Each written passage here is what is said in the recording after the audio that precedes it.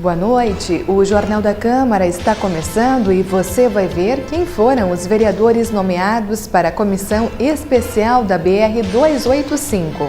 Isamar Oliveira, Renato Tchequer, Wilson Nil, Pedro Danelli e Paulo Negli. Na edição de hoje, o vereador Márcio Tassi fala sobre os seus processos judiciais. O promotor que eu chamei de frustrado na época, eu repito hoje, uma frustração total e não tem nada de prova. Eu até falei que se tiver uma prova eu mesmo vou embora do assunto e desisto. E no segundo bloco eu vou receber o coordenador da 7ª CRE, Santos Olavo Misturini. Não saia daí.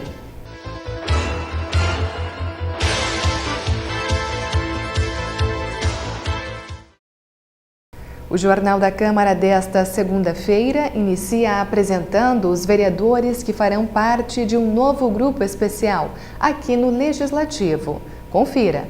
Os titulares da Comissão Especial de Estudos e Projetos para viabilizar as obras necessárias na BR-285 são Isamar Oliveira, Renato Tchequer, Wilson Nil, Pedro Danelli e Paulo Negli.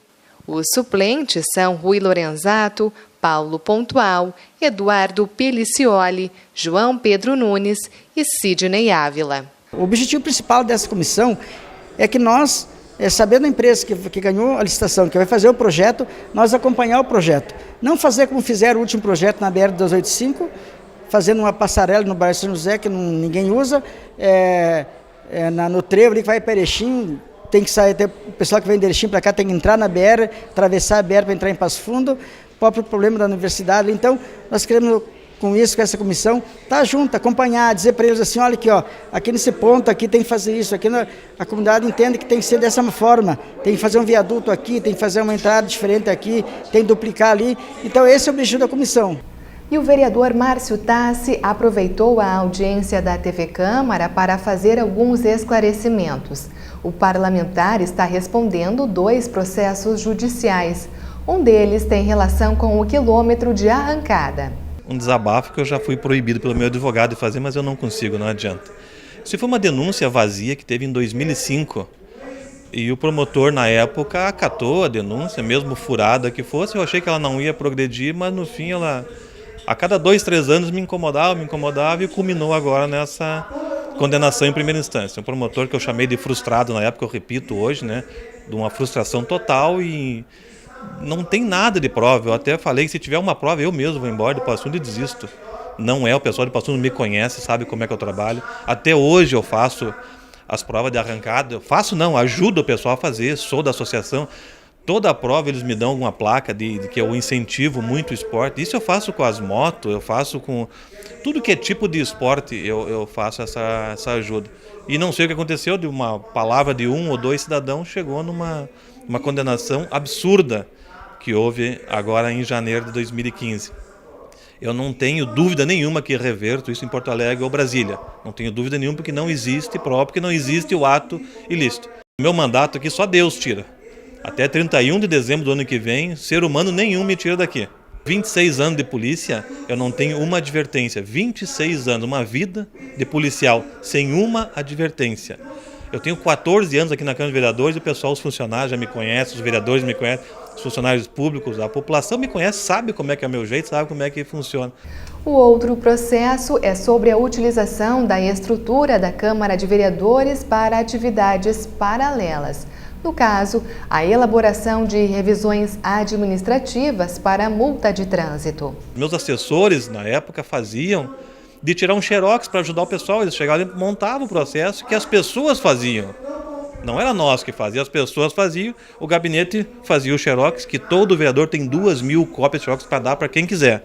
Apresentamos isso lá no fórum, mas não adianta. Quando a pessoa não quer ver, a juíza não queria ver isso. Ela não quis ver, ela já me condenou lá no início. Então não adianta a gente se defender, vamos para Porto Alegre, vamos para Brasília. Mas fui condenado por dar xerox aqui da Câmara de Vereadores. Isso é improbidade. Quer dizer, tem tantos crimes horríveis, mas eu por dar xerox para recursos de multa que o pessoal procurar para tirar alguma dúvida no gabinete, culmina numa condenação absurda, idiota dessas que aconteceu comigo. Justiça é cega e muitas vezes burra. Pena que as pessoas sofrem. Agora, nesse caso, eu estou sofrendo essa condenação. Mas vou reverter e depois eu repasso para a imprensa de novo essa reversão. Doe o que você usaria. Este é o slogan da campanha do Agasalho 2015 que foi lançada neste final de semana. A Secretaria de Cidadania e Assistência Social pretende arrecadar cerca de 230 mil peças. Separe aí na sua casa roupas, calçados e cobertores em bom estado e leve até as Sencas ou qualquer unidade de saúde. A Câmara de Vereadores também é parceira da campanha do agasalho e é outro ponto de coleta. E agora nós vamos para o intervalo e retornamos com uma entrevista com Santos Olavo Misturini. Ele é o coordenador da 7ª CREA.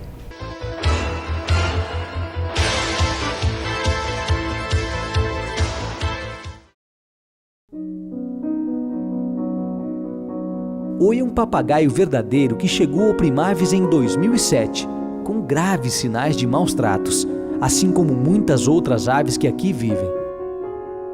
A Convidas sustenta programas de conservação e bem-estar da fauna nativa, abrigando aves e primatas expulsos de seu ambiente natural. Respeite a natureza dos animais. Acesse convidas.org.br e saiba como ajudar.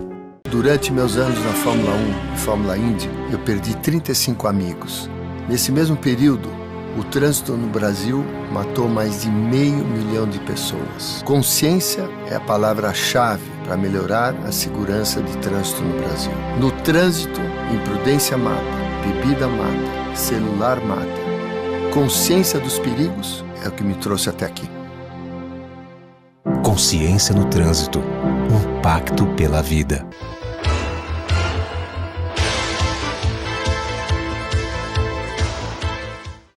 O Jornal da Câmara já está de volta e, como foi anunciado, o meu convidado neste segundo bloco é o coordenador da 7ª Coordenadoria Regional de Educação, Santos Olavo Misturini. Boa noite, seja bem-vindo. Aos telespectadores, a nossa saudação e a repórter da mesma forma. Estamos aqui para podermos discutir um pouco aquilo que nós estamos vivenciando dentro da 7ª Coordenadoria da Educação. O senhor, então, é formado em pedagogia, tem pós-graduação em alfabetização escolar, além disso, atuou em quase 50 anos no ensino fundamental e já foi secretário municipal da educação. Diante desse currículo, nós podemos dizer que o senhor tem bagagem, tem conhecimento da realidade e também das necessidades na educação. De fato, essa caminhada que nós realizamos dentro do campo da educação, ela com certeza nos ajudou e continua nos ajudando muito para podermos estar desenvolvendo esta função. Neste processo nós tivemos oportunidade de assimilar inúmeras indicações que hoje nos facilitam para podermos estar atuando junto à rede estadual de 125 escolas que compõem a 7ª Coordenadoria. Bom, o senhor assumiu então a coordenadoria em janeiro deste ano, foram cerca de 90 dias que o senhor tem aí de experiência conhecendo a realidade e a necessidade então da educação na nossa região, mas qual está sendo o seu maior desafio? Bom, dentro desse universo que nós estamos tentando mediar, o maior desafio que nós estamos enfrentando neste momento é viabilizarmos um currículo que seja capaz de fazer com que a relação professor-aluno se torne significativa, porque em função de todo o contexto que os sujeitos estão vivendo, se a escola não for atrativa, não for significativa, ela acabará fazendo com que o aluno se mantenha distante daquilo que o professor tenta reanimar, reconstruir, reelaborar num processo de criar e de renovar constantemente a sua relação pedagógica. E sem dúvida hoje a gente tem um fator bastante importante que deve ser observado, que é o uso da tecnologia. Hoje os estudantes vão para a sala com o celular e aí o professor ali na frente fica de mãos amarradas, porque ele tem que competir a atenção com aquela mídia eletrônica. De fato, este é um fator determinante. Mas para poder fazer com que a relação professor-aluno se mantenha sempre num nível significativo, Todas as escolas já estão dotadas de uma certa infraestrutura capaz de mobilizar tanto o docente como o discente para explorar esses recursos tecnológicos em benefício da formação. Temos enfrentado algumas limitações porque nem todos os sujeitos que usam essa tecnologia a fazem de forma significativa. Nós temos enfrentado problemas onde os alunos eles acabam destruindo as máquinas, levando algumas peças. Por que fazem isto? Há múltiplos fatores nós poderíamos elencar. Mas mesmo assim, todas as escolas estão usando a mídia para fortalecer a relação professor-aluno e o processo ensino-aprendizagem. E antes de iniciarmos a entrevista, conversávamos sobre o número de reprovados e o número de estudantes que abandonam as escolas. E, sem dúvida, os números que o professor me passou aqui foram surpreendentes. Eu gostaria que o senhor falasse, então, mostrasse para os nossos telespectadores qual é o índice aí de abandono e também de reprovação no ensino fundamental e médio aqui na nossa região. De fato, este é um fator que nós temos como desafio, porque nós temos aqui os dados de 2013. Os de 2014 só ficarão prontos a serem publicados no dia 30 deste mês. Mas mesmo assim nós temos aqui números significativos. Para que os telespectadores tenham conhecimento, em 2013, no ensino médio, nós tivemos 2.992 abandonos e ou reprovações. Um número significativo. Já no ensino fundamental, nós tivemos 2.450 abandonos ou reprovações. Se nós somarmos esses dois índices, nós temos um total de 5.442 alunos que reprovaram ou abandonaram a escola. Então, para nós, isto é um fator muito limitante e que nós estaremos trabalhando para que isto possa reverter, porque não temos como continuar nessa situação. Mas de que forma, então, professor? Que medidas podem ser adotadas para que a gente amenize esses números aí? Um dos fatores que nós temos como significativos é que nós começamos o ano letivo praticamente em todas as escolas com um número de docentes para atender todas as demandas. Nós temos ainda algumas lacunas de falta de professores, mas são alguns períodos. Então, este é um fator que com certeza vai nos ajudar. Outro elemento é a incrementação que nós estaremos fazendo em função da nova reestruturação que estaremos investindo, tanto no ensino médio, bem como no ensino fundamental. Porque no ensino médio nós temos o pacto em função das escolas do ensino médio e no ensino fundamental, que de 1º a 3º ano, nós temos o pacto para a alfabetização.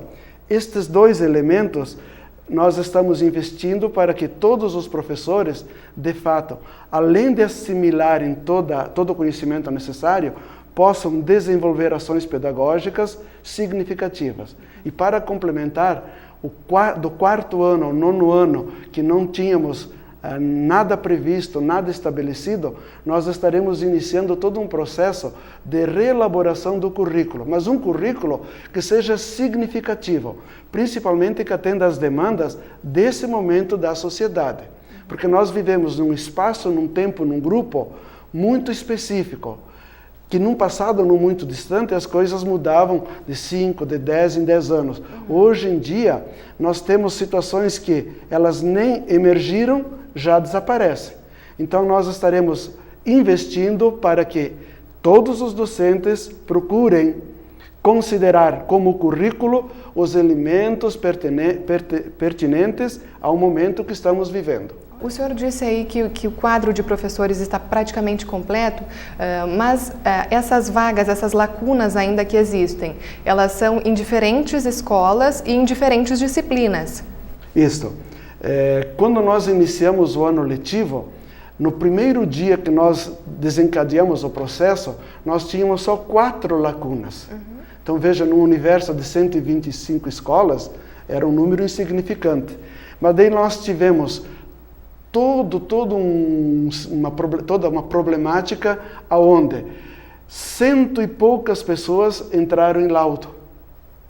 Muitas outras pessoas pediram rescisões de contratos porque os nomeados, eles estavam acomodados em situações que lhe favoreciam. Mas como nós tínhamos que fazer que a necessidade fosse atendida nos diferentes espaços, muitos não aceitavam a realocação. Então eles pediam demissão. Em função disso, nós estamos encaminhando novas solicitações à SEDUC. Só que o processo ele é demorado. Mas nós estamos felizes porque a demanda está sendo atendida, estamos contando com a colaboração de todos os diretores. Então temos poucas exceções de escolas que estão mandando os alunos para casa. E aí depois, como essas aulas elas devem ser recuperadas futuramente, lá no final do ano? Como é que vai ficar isso? Dentro do processo que cada escola estabelece, elas têm o seu calendário escolar. Então, eles ocupam esses espaços das lacunas com outras disciplinas que temos professores presentes no momento. De a partir do momento que o outro chega, então ele intensifica. Não dando todos os períodos no mesmo dia. Mas, vamos supor, ele ocupa um espaço de uma outra disciplina em dias alternados, porque aquela disciplina já desenvolveu o seu trabalho antecipadamente. Bom, a gente teria assunto para conversar por mais tempo, porque são dados realmente relevantes sobre a educação aqui da nossa região, mas para encerrar, professora, eu não posso deixar de lhe perguntar com relação à estrutura das escolas aqui de Passo Fundo e também da região. Existem problemas em algumas escolas, todo mundo sabe, a mais recente foi divulgada agora, que é a Monteiro Lobato, e existe então projeção, expectativa de investimento para sanar esses problemas? De fato, este é um problema sim que nos preocupa mais especificamente em função do que isto representa para a acomodação, para desenvolvermos um processo pedagógico significativo. Então nós temos praticamente todas as escolas já completando um jubileu de ouro de existência. E todas elas têm limitações de infraestrutura as mais variadas possíveis. E como todas elas foram contempladas na administração anterior com projetos, isso gerou uma grande expectativa. E ao assumirmos, todos esses projetos foram cancelados ou deixados em compasso de espera para que fossem reavaliados. Então nós estivemos em Porto Alegre, recebemos orientações, o grupo que assumiu a Secretaria de Obras da Educação nos orientou que todos os projetos fossem rediscutidos e a partir do momento que eles definirem a forma de nós avançarmos, nós estaremos construindo novos projetos. E aqueles que apresentam situação de emergência ou de urgência, estamos atacando porque são necessidades específicas, como nós temos aqui em Passo Fundo a Monteiro Lobato, nós temos a Irmã Maria Margarida, nós temos problemas em Lagoa Vermelha, nós temos problemas em Casca, nós temos problemas em Guaporé. Então, o mundo assim parece tranquilo, mas o contexto ele está assim em constante ebulição porque as demandas são as mais variadas possíveis. Então, neste segundo bloco do Jornal da Câmara, eu conversei com o coordenador da 7ª CRES, Santos Olavo Misturini. Professor, obrigada pela sua participação no Jornal da Câmara de hoje e uma ótima noite para o senhor. Da mesma forma, nós agradecemos a nossa oportunidade e nos colocamos à disposição para discutirmos estes e outros indicativos que se fizerem presentes. Uma ótima noite a você que acompanhou esta edição do Jornal da Câmara. Nós retornamos amanhã com outras informações. Até lá!